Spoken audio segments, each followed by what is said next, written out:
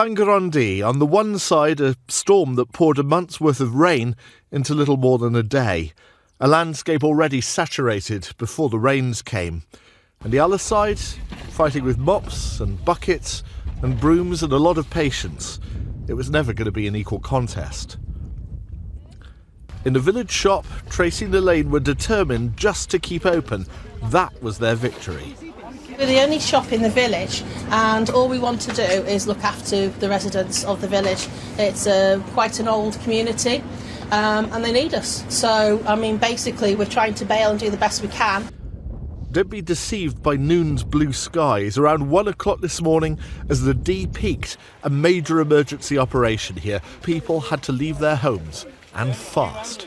We were woken up by the water people, and my wife got up to the window and there was police cars everywhere, and they were evacuating people basically from bungalows into the school and then shipping them off to the local leisure centre. There are some people that have been moved out of the village for the time being. Hopefully they can start coming back. The latest update that I've literally just had is that the river's peaked. It should start to settle off and start to drop. It's just then a case of, as you've seen, all the surface water on the roads. There's properties that have been flooded, so it's just a case of trying to keep vehicles from driving through that flood water and creating a tidal wave.